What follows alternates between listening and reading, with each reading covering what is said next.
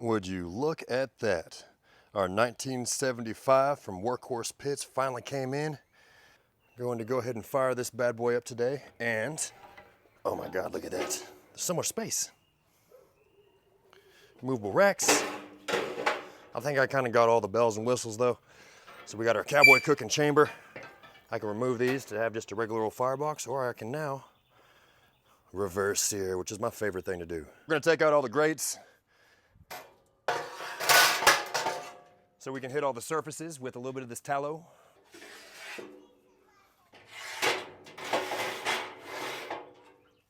Like so.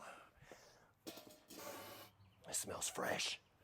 All right, so I got brisket tallow here. I've kind of heated it up so I can render down a little bit. It's already rendered down. This is rendered fat. But what I did is melt it so it'll be easily spreadable. And it's kind of painted on. Try and get all your surfaces. Take a little bit, take your time to make sure it's nice and evenly coated all the way around.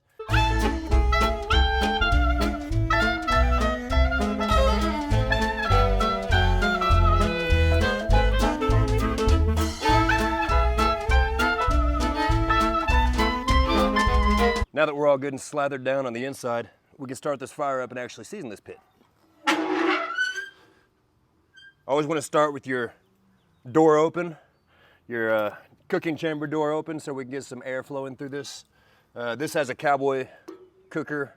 We can open it up and we can get plenty of air flowing through to start the fire, but for the video purpose, I'm just going to go ahead and keep it open that way. We'll get some smaller pieces of wood, put it down, kind of kindling. You start your fire however you want. I try not to use any accelerants unless they're natural, like fats or maybe even paper, but I don't want to use lighter fluid or any of that because that kind of taints what we're going for here. Every pitmaster needs one of these.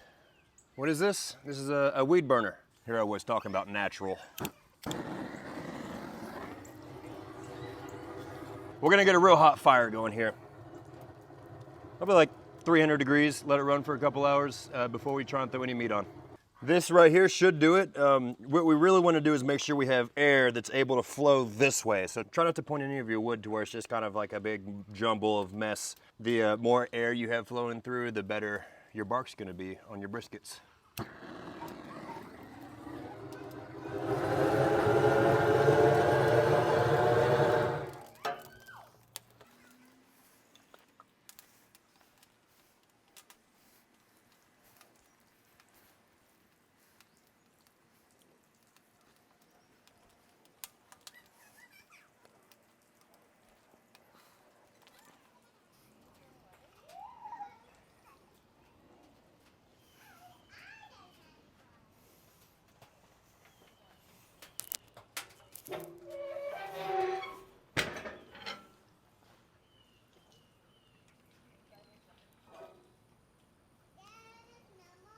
Now that we got everything slathered down on the inside, I kind of want to make it look pretty on the outside, nice and shiny, keep it from rusting out too much.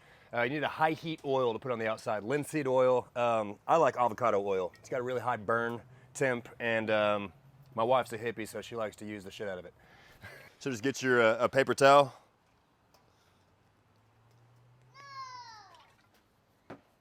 Get it coated on there, and you're gonna start just wiping down a little bit. And as it heats up, it'll soak in. You know what? That's not enough.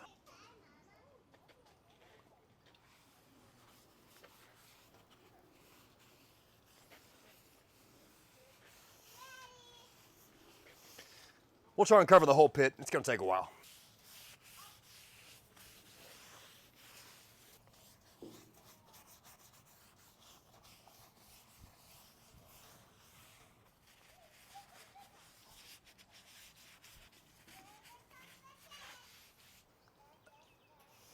This one's for my homies.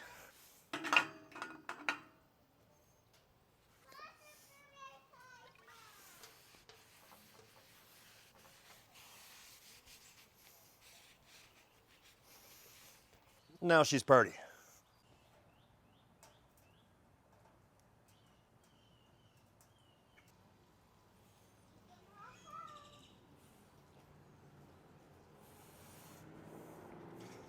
Now we're kind of getting up to temp here. We can't hold it.